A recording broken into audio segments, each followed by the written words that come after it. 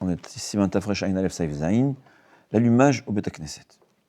Alors, au Bet Knesset, on a l'habitude d'allumer, c'est une coutume. Ouais, parce que, comme on dit, la halacha be'etzem, elle est qu'il faut avoir une maison allumée à sa maison. C'est ce que le Chachamim a institué, pas Bet Knesset. Pourquoi on allume au Bet Knesset? C'est une coutume.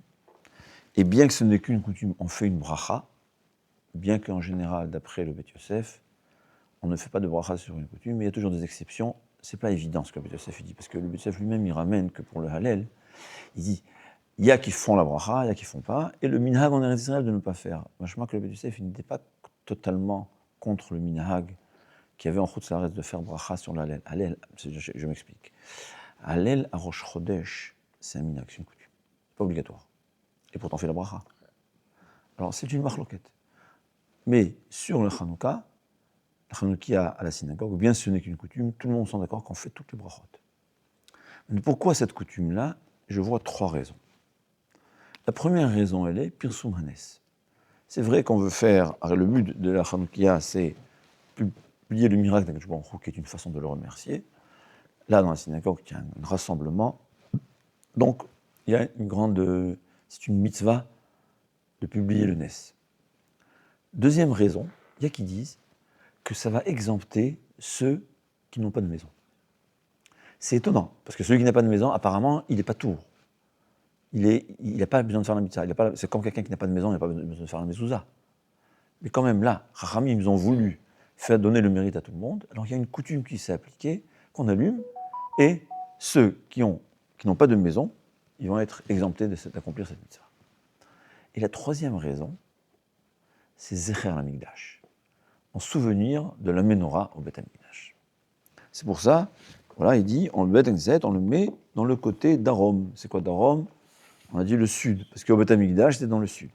Alors c'est vrai que là, il parle en Europe, où le Shulchan Aruch était écrit, il a été écrit en Europe, il était Espagne, Turquie, ensuite en Eretz Israël, c'est d'Arom. Donc qu'est-ce qui se passe dans les endroits, comme on a dit, le nord d'Eretz Israël, où le Haron se trouve, contraire dans le Darom, ou bien dans le sud d'Eretz Israël, que le Haron soit, le Haron HaKodesh est dans le Tzafon. Là, il y a des discussions, il y a plusieurs coutumes. Ce que j'ai vu, les coutumes en général, on met à droite. C'est quand même à droite. Donc on allume la menorah. Alors en Europe, c'est pas cette question. Ce qui se passe, c'est ceux qui sont à Bita Haïfa ou à Netivot.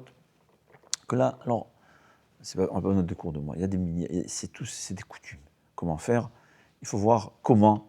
C'est au Rav de la synagogue de décider. Ce que moi je vois, parce que j'habite dans un endroit pareil, c'est que comme le minhag il est Ramessim Kareli Tiramen, qu'on met toujours à droite. Parce qu'en général, là où il y avait la majorité des Juifs, le Haron HaKodesh, il est dans le Mizrach, donc à l'est, et le Darom, c'est comme dans le Beth Amikdash, au fait. Ouais. Et le Darom, c'est à droite, donc c'est resté cette coutume qu'on met à droite. D'accord? Umesadran, mi Mizrach le Ma'arav. Et le sens de la menorah, tout ça aussi, il faut savoir qu'il y a toutes sortes d'avis, et des avis différents, parce que même au Beth Amikdash, il y a une marloquette, comment la menorah elle était. C'est sûr qu'elle était dans le côté d'Arom, dans le sud. Mais est-ce qu'elle était dans le sens des Mizrach Ma'arav est-ouest, ou dans le sens sud-nord? Là aussi, c'est une marloquette. Mais le Shulchan Aruch, il tranche qu'on va mettre côté Mizrach Ma'arav, donc est-ouest. Et comment on allume? Comme on a vu, pour les Sfaradim, en tout cas, c'est ça un minhag, ce que j'avais vu, et je crois qu'aussi la majorité des Ashkenazim, qu'on donne, au fait, on n'est pas le dos au mur de la synagogue, on est en avant, c'est-à-dire il y a le mur, la menorah, et l'homme, il est là, il se met en face, et donc d'après le Yosef, on fait toujours vers la droite, il faut se souvenir, on allume la bougie en plus, c'est-à-dire on fait pour aller vers la droite. Ça, on va, j'espère qu'on aura le temps d'étudier, on va vers la droite, c'est-à-dire on met les bougies, la première à droite de la menorah, le deuxième jour on met du côté droit, on allume ce qu'on a rajouté, et on va vers le côté droit. Et aussi, Mevarchin, Mishum Pirsum Nissa, il a dit on fait la bracha, Mishum Pirsum Nissa. Ce qu'il faut savoir, que le Hetzel d'abord. Alors qu'est-ce qui se passe? Il faut savoir, quelqu'un qui a déjà fait la bracha, est-ce qu'il doit refaire? Apparemment non. La réponse est oui. Pourquoi? Parce que lui, il n'a pas été exempté de cette mitzvah. D'accord? Sauf le Shechianu. Shechianu, que s'écrit Mishnah Berurah dit de ne pas le refaire, parce qu'il était déjà exempté, et là demande Rav Moshe Feinstein qu'il aurait dû refaire. Pourquoi? Pourquoi on fait Shechianu? Alors, apparemment, on fait Shechianu sur l'allumage des bougies. Ouais. Mais cette personne, il n'a pas accompli la mitzvah. Ouais. Parce que quand on l'allume dans la synagogue, c'est juste Mishum Pirsumanes. On n'a pas accompli la mitzvah. Donc, les Chaora. Pourquoi il a fait Shechianu? Mishum Pirsumanes. Il faut comprendre pourquoi il fait Shechianu, en fait. Donc, il doit refaire. Dire Moshe Feinstein, parce qu'il faut savoir, le Shechianu, il s'applique sur deux raisons. On fait Shechianu sur la fête elle-même, le jour de Hanouka. On est arrivé, c'est quoi Shechianu? On remercie Hachem d'avoir ce mérite d'être vivant jusqu'à aujourd'hui. Et donc, on remercie Hachem qu'on on est arrivé au jour de la fête de Hanouka, mais aussi on remercie Hachem qu'on a eu cette chance de vivre pour accomplir la mitzvah de la menorah.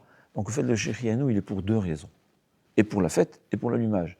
Donc, dire à Moshe Feinstein, quand tu fais à la synagogue, on peut dire que le Shechianu s'applique sur le jour de la fête, mais après tu dois refaire le Shechianu à la maison pour l'allumage des bougies. Quand même, là, à la Chaïlek, il ne faut pas refaire, mais pourquoi on refait quand même? Parce qu'on va exempter sa femme et ses enfants. Mais quelqu'un qui est célibataire, et on lui a donné allumer à la synagogue, dit le Mishnah Berurah, il ne devra pas refaire le Shechianu, bien que Rav Moshe Feinstein se pose la question. Pourquoi il ne devrait pas refaire? Il n'a pas accompli la mitzvah. Donc le Shechianu à la synagogue s'applique seulement sur la fête, et quand il va rallumer à nouveau à la maison, ça va s'appliquer sur l'allumage. Mais, comme ça le Mishnah Berurah dit, il y a beaucoup de choses qu'on ne comprend pas, mais on fait ce qui est écrit.